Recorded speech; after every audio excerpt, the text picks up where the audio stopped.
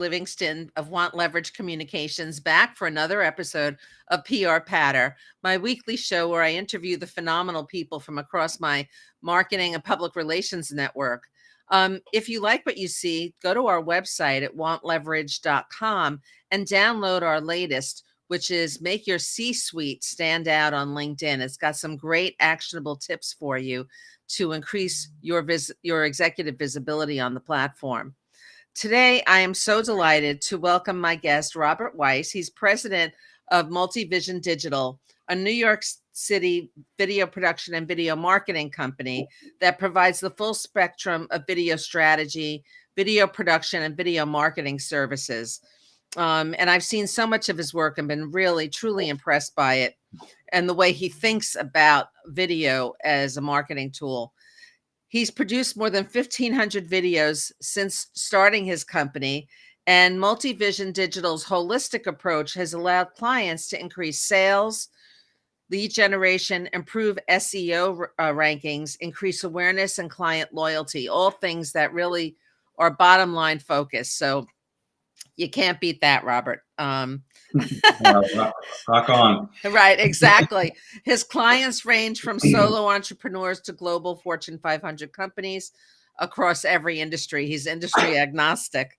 So great to have you here, Robert. Great to see you. Yes. We had the pleasure of meeting through a couple of networking groups, and I'm glad to finally have you on the show. Same, yeah.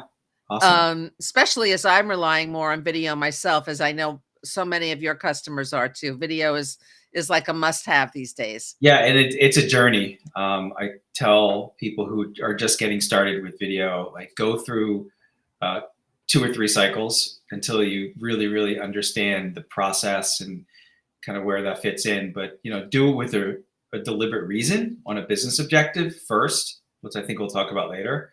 But understand that video is not just the cameras and equipment. There's a lot of professional services and a lot of business strategy that goes right. into it. A lot of the thinking right behind it. Exactly. Yeah. So tell us a little bit. I gave a little bit of your background, but tell us more about your backstory, Robert. How you got interested in this, where you're from, perhaps where you went to school, etc. Oh wow. Okay, I'll try to make this quick. So I'm from Philadelphia.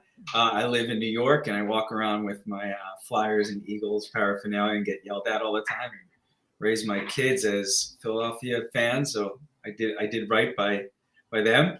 But with school, went to Bryant College in Rhode Island, now Bryant University, and was a business major and started my career in sales and marketing, basically. And I was doing that for a licensing company, then got into the internet.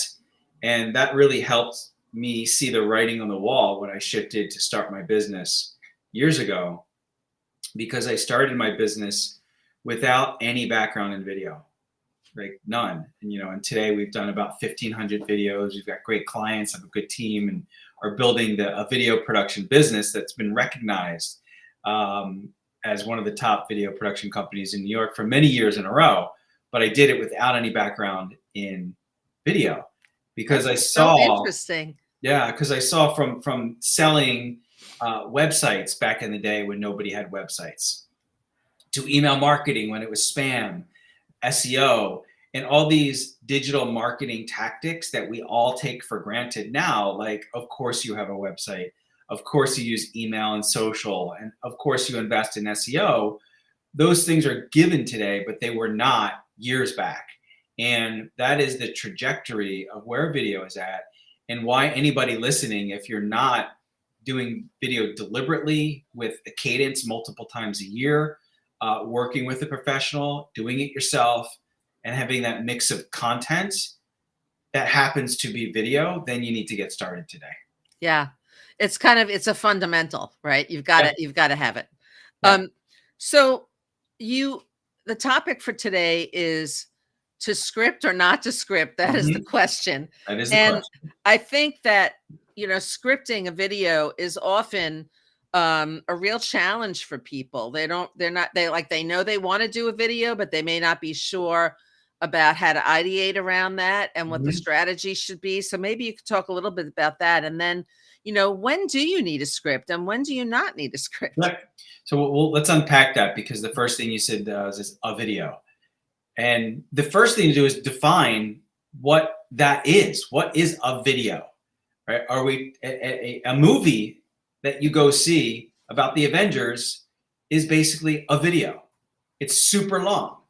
A TV commercial that's 30 seconds is a video. It's super short.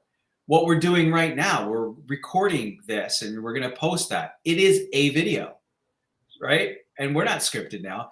So the first thing to do is to stop thinking about video and think about the business objective of your video content, and then decide if you need a script. I'm going to start off with when you do need a script. Right? Okay. If it is a CEO giving a public statement about some crisis communication that they had, that should probably be scripted. If it's a high executive talking to their internal or external community, that something needs to be super, super on point, that should be scripted. If it's a motion graphics or animation video, that needs to be scripted. But let's talk about let me stop you. Why? Why? Yeah. Because those things need to be on point. With motion graphics and animation, obviously you're not seeing a person talking.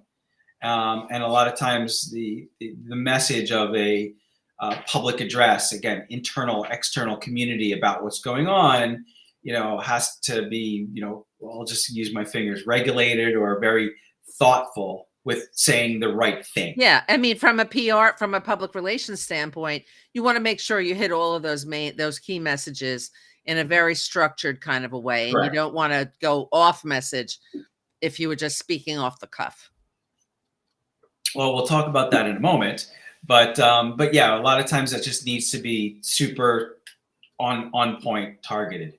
Now, the times that you don't, let's say you're doing not a video, because I would never suggest doing a video for thought leadership or for SEO content. For example, everybody's blogging to drive better search results. And they're doing that multiple times per month. 2 or 3 or 4 blogs per month. Sometimes people do more. Well, now your video content needs to align with that. So the project that we would create is how to create many videos at that time, because you need many blogs. You need many pieces of content. So let's talk about FAQs. Very similar to the questions that you're going to ask me today. When should you script? When should you not script? I don't have a script for this. No. It's my professional knowledge. Now, we've done the pre-production, so I know what to answer in this part of our discussion. And there's going to be other questions later in the discussion that you're going to ask that are different, right? So we've done the preparation. We're staying in the rails for each of those, sections of the conversation today.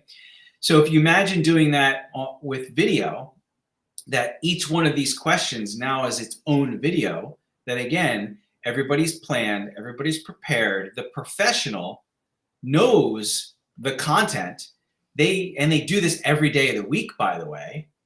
Now they just need to do that on camera. So you don't necessarily need a script for those types of things. Right. I get that. And that gives those types of video a certain flavor, and a certain authenticity that that is really important in specific situations. That's correct. You get to know somebody. I tell my clients that we're not trying to get you to be an actor. Actors are perfect. What we see on TV and in movies, right? They're take 3, take 4, take 5. They're edited. There might not be an or an ah. And what I tell my clients is, to an extent, that's okay to pause, to say or ah, to maybe repeat Sure. a word like that. But as long as you're getting through everything, the aggregate communication is what makes you professional. And I'll just follow up this one more comment is, imagine the last music event you went to, the band you saw, or the dance routine, or whatever live performance. Guarantee you those people messed up. You just don't know it. because Exactly. That's a great analogy. they Yes. played right through it, Yeah, right? And you're sure. like, wow, right? So part of being a professional is not being perfect, but being able to play through it. No, that's a great example. So, how do you write a script if you've got no experience? And can you use AI to help with script writing? I'm going to start with the second part of that is I don't know. I've never done that, but I'm sure you can, right? AI is a tool, and I think we're all trying to figure out how that tool fits into the business objectives. But let's go back to the stuff that people ask you all the time in your business, or maybe it's a product or service, or if you're professional industry segment that you want to do a video about your expertise in that specific industry area. You probably have content on your website. You probably have content in a brochure. And with the FAQs, you answer these things all the time. You just haven't written it down. Well, the other thing So, is that you're right, and very often you have that language somewhere, even in your head, that you've spoken about, or perhaps your communications professional on your team or somebody that you outsource to can help you kind of mine for that initial content to kind of get you going. yep. So that's the first place, right? And if you don't need a script, then that outline becomes your guide, right? If you do need a script, what I always suggest, because we do a lot of motion graphics, animation videos, and I want to get the initial content from the client. So what I do is I have them take their phone out. I have them go to the voice recording app of their phone, and then just pitch their phone, and then record it. And then what we do is we get that transcribed. It's a lot easier for Cool. them to do that versus sitting down with their keyboard trying to think. They can pitch it to their phone 2 or 3 times. It'll be the same, but it'll be different. And then we kind of combine the transcripts of that voiceover recording, and that becomes our basis to then, make decisions on how we lock down that script. That's great. And so those are great starter tips for sure. Does your team also help with script writing if they need it, if clients need it? Yes, 100%. Yeah, we've been doing that since day one. Okay, Like I that's said, we great. do a lot of motion graphics and animation videos. And then if we do have like a CEO, what we do is we need to take that and we'll put that into a teleprompter, and it needs to be formatted and tweaked a little bit. It's not just like we're going to take the script from the communications team and just like put that on the teleprompter. No, there's like a way people read via teleprompter, and sometimes we need to rework the script before and like during takes, in between takes, to make sure that the person says what they need to say and Yeah, possible. I was going to ask you about using a teleprompter use and how Yeah. often you use it. Yeah. We use that occasionally. Really depends on, again, the type of video that we are doing for the client. If it was a thought leadership or kind of SEO content marketing, we always suggest don't use a script. And that's part of the professional services of a video production company, is not just to bring along all the cameras and equipment to make you look good, but to have, like in this case, myself as the director, being able to coach and direct somebody who may or may Yeah. not have been in front of the camera before, to be able to come across like they are in person. Because at the end of the day, the video really communicates who that person is, which is one of the reasons why video is so effective, right? People can get to know somebody and their skill set and the information that Well, they and can you get a do. sense of their personality and who they are as a human being. And Yes. today people are researching before they buy from companies. They want to know who the people are behind the companies, what they believe in, what they're like, all of that. Yep. And video is the only way that happens, which is why video is so inexpensive. So, Productive. right, right. Oh my God. So how do you turn a script into the video then? So it starts with the messaging all the time, right? So whether it's we're taking that script and we're voiceover recording it and working down that we have a script, or there's talking points. Either way, that's what we're starting with, right? We have this example that I can share with you, and you can share with your audience. We call it the blue tree example, which gives 3 examples of messaging and how the messaging will drive the visuals, right? And it starts off with, we love green trees, right? So to communicate that message, I can have just an image of any green tree, super cost effective, right? An image, done.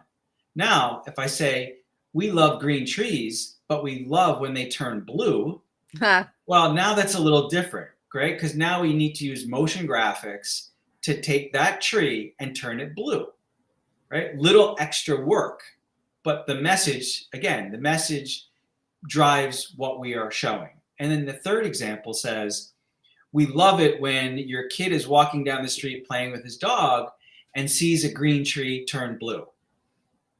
And the visuals of that, we shot this with my son walking down the street with my dog, stopping at the green tree and seeing it turn blue was like, right? The message is very different. So all those 3 messages are driving different visuals. And that's how you plan for video. Very cool. I like that. I like the blue tree example. That's terrific. Mm-hmm. So people often want to know about how much value they'll get out of video. And I've heard you talk about repurposing video content and slicing and dicing it. So maybe you could share your thoughts on that topic a little bit. Okay. So let's start with the first thing to do when you start thinking about video is to forget about video. It's about your business objective. So the assumption is that you're creating the video content that aligns with the business objective. So for example, if you're launching a new product or a new industry area or a use case, don't do a recruiting video because like those 2 business objectives don't align. So we're assuming that you're aligning them. So when you have a new initiative at your business, you're probably spending time, money, and effort either having developed that product or finding different target markets and somehow marketing and communicating to that new segment, new product line, whatever that is, to your customer audience. And that's where video comes in. So you're aligning that. So if you have, you go to a trade show and you have brochures, you can put QR codes on brochures. You can take that video and put it on that product page or an industry page. You can now blog about that particular content and put that video into that. You can take that video that might be 1.5 minutes, 2 minutes long, and there's certain messages throughout that video, which you can take screen captures of that video. Just print screen, and then use that print screen image in social with a description of what's going on at that moment in time in the video, and then do that 5 or 6, 10 times in the video, and then that's 10 social posts that you're now driving traffic to that page. Email marketing. If it's a series of videos, we've done this quite often where there is a series of thought leadership videos around a topic. We'll launch a press release on that saying, hey, this is coming. And then as the series comes out, then we say, hey, this just came out. And now we can embed the videos into that press release. Right. So there's probably a couple more that I'm missing, but there's a lot of ways to use that .mov file in your digital footprint. And going back to what we talked about in the very beginning, don't expect to be a master at it the first time. It's going to take a while, not only to understand how to shoot video or how to prepare for video, how to shoot it, and then how to market it. I couldn't agree with you more. When I look back at the first episodes of PR Patter, I cringe a little bit because the setup just wasn't there yet. But I try to give myself some grace because I was learning, and I kept getting better and better. I'm still learning, but everybody will get better. I always say, like, if you're going to start video deliberately and be part of your strategy, get some professional help. They're going to help you out a lot. And then your learning curve will be a hockey stick. Yeah, that's great. that you're a Flyers fan and you use the I hockey. am Okay. very sad. I was actually I was at the Mets game the other night, and they were playing the Phillies, so Phillies lot fan too. lot of Philly fans there. Yep. Yep. It's Um, easy to get Mets tickets these days. yeah, yeah, yes, I guess so. So, what are some of the most commonly asked questions that people pose to you when they're getting ready to start a video project? Mhm. Well, the number one question, how much does a video cost? Ah, of course. Of course, that's it. And somebody says, well, I always want like a simple 30-second, 1 minute, like easy, simple. First of all, good video is not simple. Like you like the videos that you like for a reason because there's some effort going into that. But it depends on the scope of the project. Like how much time will it take us to do the pre-planning? Do Sure. we need to be on your site for a half a day, a day? We do manufacturing facilities. We're there for 2 or 3 days. So 2 or 3 days versus 1 day. Guess which one, that company will invest more in. If you have one video versus 7 videos, do you need animation and motion graphics? There's a lot of variables that go into a video to determine how much a video will cost or you invest in a video. So I always say, be open and transparent with your video production company because there's a lot of good video production companies out there, and they will help you make the most out of your budget. And I think the relationship, really analyze the relationship that you have with that service provider to make sure that you can communicate easily with them and that they will listen Yeah. and really act as your partners. I think that, whenever I've been in charge of video projects, because in the PR field, you do produce a lot of video content, it's so important to have the right partner. Yep. One who will use a critical eye toward what you're giving them to do. But also give you value, Give you and see value. where Yeah. there's opportunities. Many times we deliver more video content than what we're supposed to because we've done the upfront work on understanding the business goals, what they're after, Yeah. and some of the key communication objectives. So if I'm talking to you about one topic, Julie, and I hear something, I might ask you a follow-up question on that. That's not on our plan, but just because I know, Yeah. I know about the business and what your goals are, and then that becomes another video that you can use. Absolutely. And what about, there are so many people, I'm sure you get asked this too, is there a lot of people who've never been on camera before and it freaks them out. They get very, Yes. very nervous about it. How do you kind of allay their fears? Sometimes you can't, but really it's about saying some of the things that we said earlier. Is video is not just the cameras and equipment.